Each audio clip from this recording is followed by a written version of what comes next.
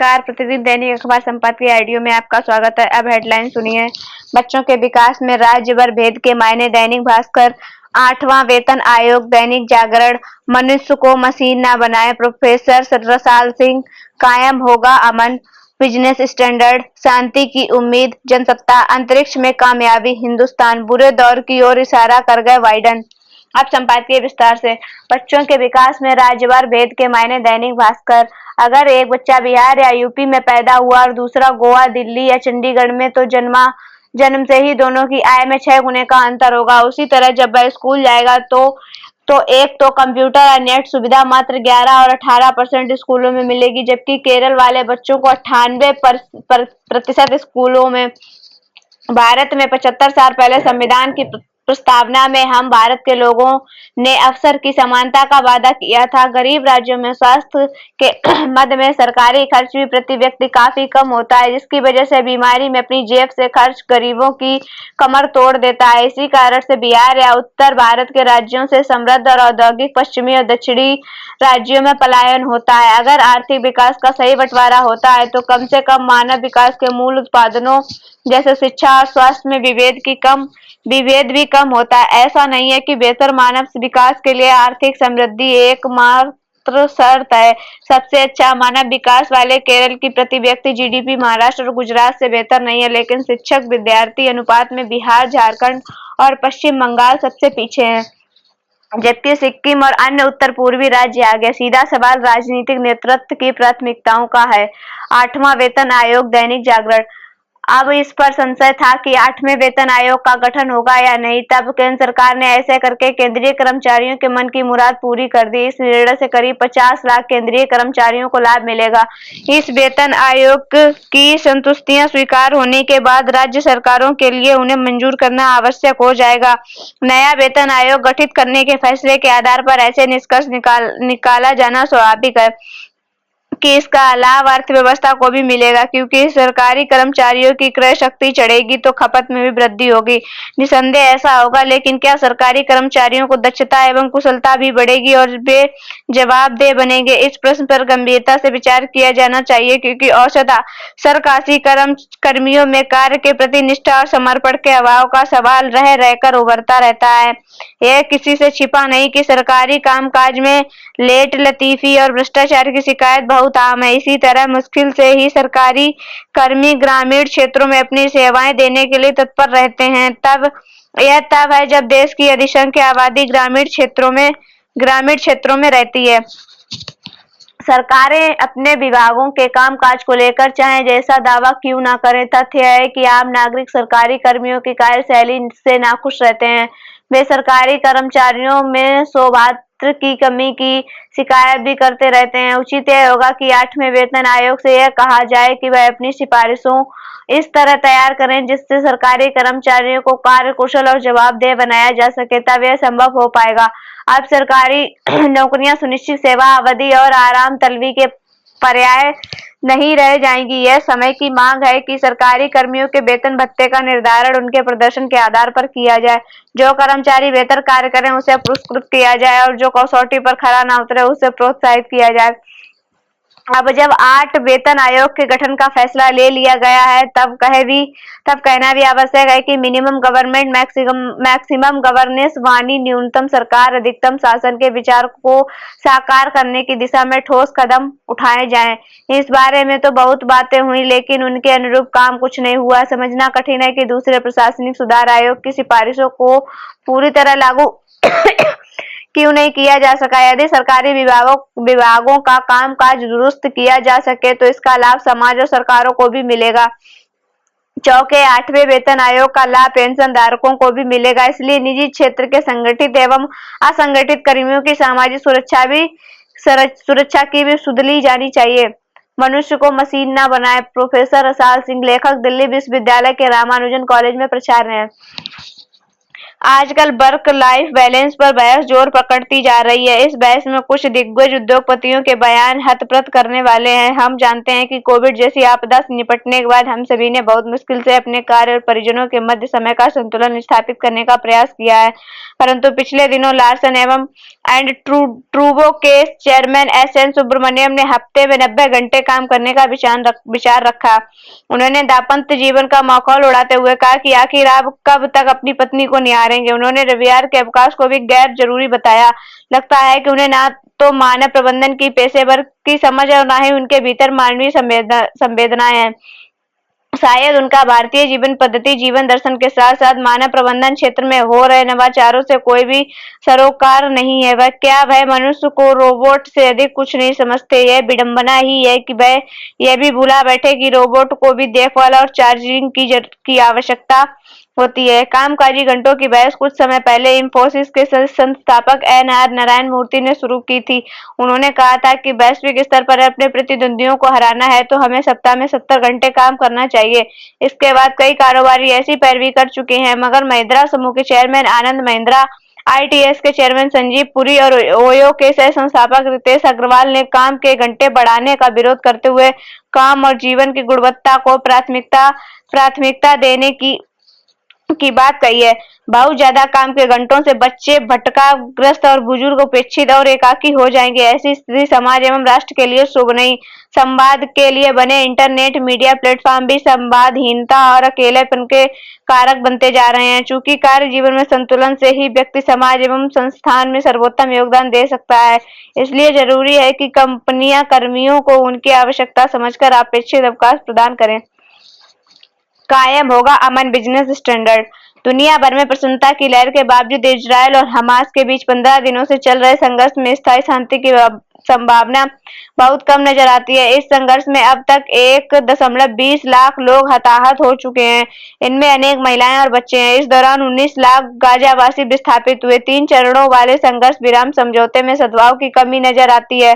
खबरों के मुताबिक इजरायल और हमास, कतर और अमेरिका की कठिन अप्रत्यक्ष वार्ता के बाद इसके लिए सहमत हुए, लेकिन दोनों देशों के बीच गहरा अविश्वास कायम है।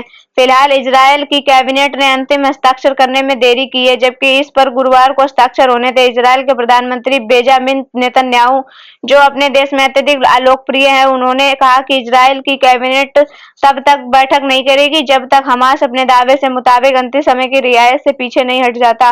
संघर्ष विराम पर सहमत होने को लेकर नेतन्याहू की अनिच्छा का कारण घरेलू राजनीतिक अनिवार्यताओं में शामिल है। अक्टूबर 2023 में हमास के हमले के बाद से इजरायल ने पश्चिमी तट पर बड़ी संख्या में फलिस्तीनियों को मारा और विस्थापित किया। इस क्षेत्र में फलिस्तीनियों की सुरक्षा के आश्वासन के बिना संघर्ष विराम कायम रहना मुश्किल है। इस लंबे और निराश करने वाले संघर्ष में जहां लाखों लोग अपने घरों में विस्थापित हुए, वहीं इतिहास बताता है कि संघर्ष विराम अस्थायी भी साबित हुए। उम्मीद करनी चाहिए कि इस बार कुछ अलग होगा। शांति की उम्मीद जनसत्ता। इजरायल और हमास के बीच युद्ध विराम पर सहमति की घोषणा निश्चित रूप से एक बड़ी उपलब्धि है, लेकिन जब तक यह वास्तव में जमीन पर नहीं उतरेगी तब तक फिर से जंग की आशंका बनी रहेगी। दरअसल पिछले वर्ष मई के बाद कई बार तत्कालिक या अस्थायी युद्ध विराम को लेकर पहलकदमी हुई, लेकिन फिर कुछ दिनों बाद हमलों में लोगों के मारे जाने की खबरें आती रहीं। जाहिर है, यह कुछ दिनों के लिए भी युद्ध को विराम देने को लेकर प्रतिबद्धता में कमी और शांति के प्रति अपेक्षा का भाव ही रहा कि अब तक हजरा वाली हमलों में फलिस्तीनी लोगों के मारे जाने की खबरें आ रही हैं, मगर अब युद्ध विराम के सवाल पर जराहल और हमास के बीच ताजा सहमति की खबर से इस बार शांति की राह तैयार होने की उम्मीद पैदा हुई है। फिलहाल समझौते का जो स्वरूप सामने आया है, उसके मुताबिक हमास की ओर से चरणबद्ध तरीके से इजरायली बंधकों और इजरायली में सैकड़ों फलिस्तीनी कैदियों की रिहाई सुनिश्चित की जाएगी। साथ ही गाजा में विस्थापित लोगों को वापस लौटने की भी अनुमति दी जाएगी। इसके अलावा युद्ध से प्रभावित इलाकों में मानवीय सहायता पहुंचाने की व्यवस्था होगी। इजरायल और हमास के बीच युद्ध को खत्म करने के लिए संयुक्त राष्ट्र से लेकर कई स्तर पर कोशिशें जारी थीं, मगर का कोई सकारात्मक नतीजा नहीं निकल पा रहा था। अब इतने लंबे समय के बाद अगर युद्ध विराम पर दोनों पक्षों की भी सहमति बन सकी है तो इस बात की कोशिश होनी चाहिए कि अब उसमें कोई अड़चन न खड़ी की जाए, उस पर अमल भी सुनिश्चित किया जाए और शांति निरंतरता में कायम हो। ऐसी स्थिति फिर पैदा नहीं होनी चाहिए कि एक और युद्ध विराम पर सहमति की घोषणा और दूसरी ओर हमले और उसमें लोगों का मारा जाना जारी रहे। वह एक स्थापित हकीकत है कि किसी भी समस्या या विवाद का हल अंतहीन युद्ध नहीं हो सकता। संभव है कि इस युद्ध विराम से इजराइल और फिलिस्तीन के बीच लंबे समय से चली आ रही कड़वाहट पूरी तरह खत्म ना हो, मगर जितने भी जटिल मसले का हल आखिरी संवाद के रास्ते से ही गुजरता है। अंतरिक्ष में कामयाबी। हिंदुस्तान। भारत ने अंतरिक्ष विज्ञान में एक और बड़ी कामयाबी दर्ज की है, जिसकी खूब सराहना हो रही है। भारतीय अंतरिक्ष अनुसंधान संगठन इसरो ने गुरुवार को 2 सैटेलाइट को अंतरिक्ष में परस्पर जोड़कर एक सैटेलाइट बनाने का कारनामा कर दिखाया है। इसे वैज्ञानिक भाषा में स्पेस डॉकिंग एक्सपेरिमेंट स्पेडेक्स कहा जाता है और ऐसी क्षमता हासिल करने वाला भारत दुनिया का चौथा देश बन गया है।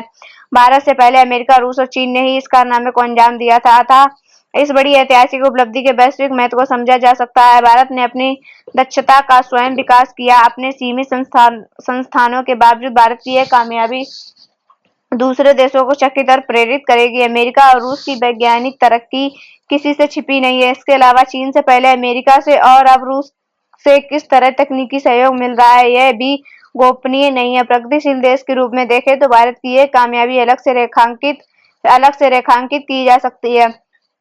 इस तकनीक में जब भारत माहिर हो जाएगा तब अंतरिक्ष में किसी भी पुराने पड़ते सैटेलाइट की फिर से रिचार्ज या दुरुस्त किया जा सकेगा।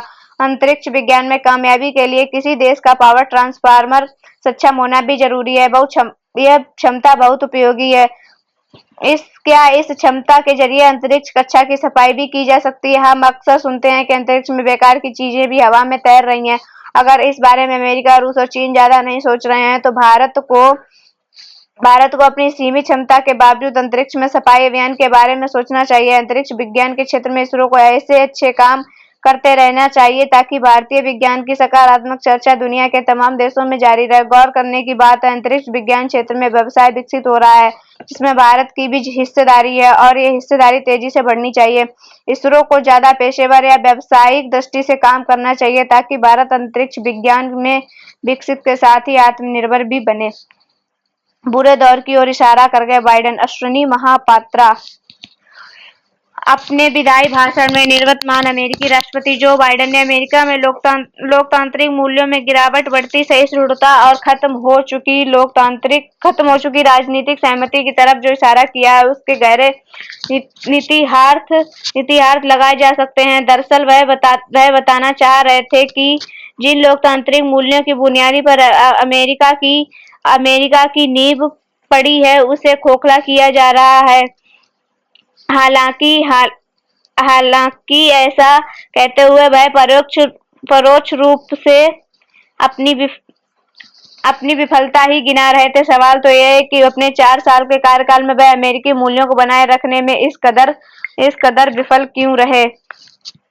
अमेरिका की छवि अफगानिस्तान के सैनिकों की वापसी से भी प्रभावित हुई। अगस्त 2021 में करीब 2 दशक पुरानी जंग का अंत करते हुए बाइडेन ने अफगानिस्तान से अपने सैनिकों को वापस बुला लिया।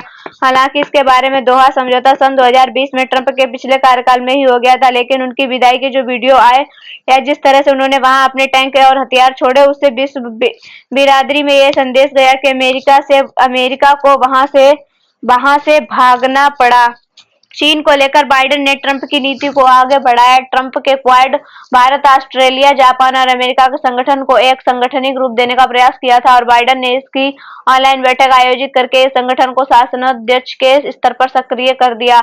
यह उनकी एक बड़ी उपलब्धि मानी जाएगी। हिंद प्रशांत क्षेत्र पर भी सामरिक सहमति बनाने में बाइडेन कुछ हद तक सफल रहे। बेशक उन्होंने चीन से सीधे मोर्चा नहीं लिया, पर एक तरह से यह संदेश देने से भी नहीं चूके कि हिंद महासागर अगर किसी का एक का दबदबा नहीं हो सकता, इसका असर भी पड़ा।